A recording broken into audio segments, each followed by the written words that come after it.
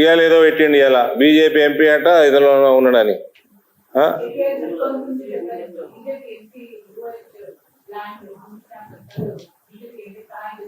పేరు చెప్పానండి మేడం, సమయం వచ్చినప్పుడు చెప్తా. ఇప్పుడు సమయం ఎప్పుడు వస్తుంది? రాత్రి 2 గంటలకు వస్తుందా? హెవీ మెటల్ మ్యూజిక్ వినేటప్పుడు వస్తుందా? ఎప్పుడు వస్తుంది సమయం? చెప్పవే. మీ అయ్య కూడా అట్లే అంటుండే, నేను బయట పెడతా, సమయం వచ్చినప్పుడు చెప్తా. పెట్టుకొని బయట ఎవరు తీసుకున్నారు? ఏ ఎంపీ, ఏ బ్యాంకు, ఏ ఫైనాన్షియల్ ఇన్స్టిట్యూషను, ఏ ల్యాండ్ మీద, ఎవరు ఆ ఎంపీ? ఎవరు? పేరు చెప్పవా. ఏం ఆగమైండు, ఏ మీటింగ్లు పెట్టిండు, ఏ బ్యాంకు, ఏం లోను, ఎంత లోను, పేరు చెప్పు. సిబిఐ వాళ్ళు తెలుసల్లా. రాసుకో. రాసిండా?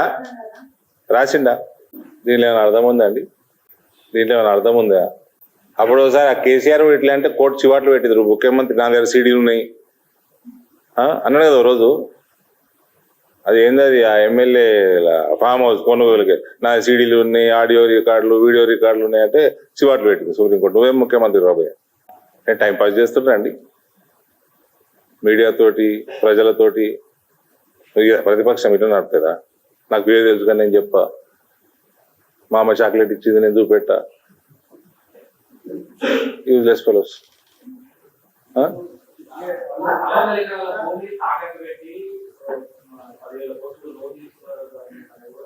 ఎక్కడి నుంచి తీసుకున్నారు బ్రదర్? ఐసిఐసిఐ బ్యాంక్ నుంచి తీసుకున్నట్టు రుజువు చేస్తే ఐసిఐసిఐ బ్యాంక్ మీద ఎంక్వైరీ కావాలి ఫస్ట్.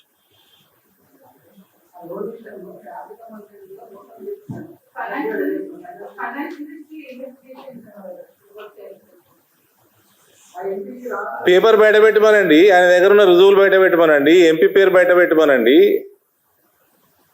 ఎవరు వద్దన్నారండి? కోర్టుకు కేసు ఏమనండి.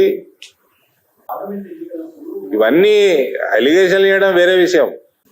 నాకు తెలుసు పేరు నేను చెప్పా అంటే ఇట్లా చాలాసార్లు అన్నాడు ఈయన. ఈ మధ్య మైక్ ముందర అన్నాడు, ఇట్లా చాలాసార్లు అన్నాడు.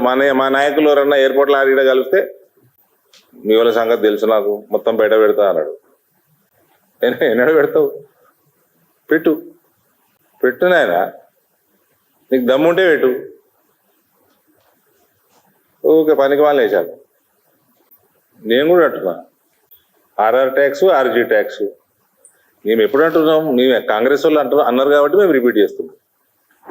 మీరు కాంగ్రెస్ వాళ్ళే అన్నారు కదా, కరప్షన్ అలిగేషన్స్ పొలిటికల్ సిస్టంలో వీళ్ళు ఉన్నప్పుడు వాళ్ళు చేయటం, వాళ్ళు ఉన్నప్పుడు వీళ్ళు చేయటం, ఇవన్నీ జరుగుతూ ఉంటాయి.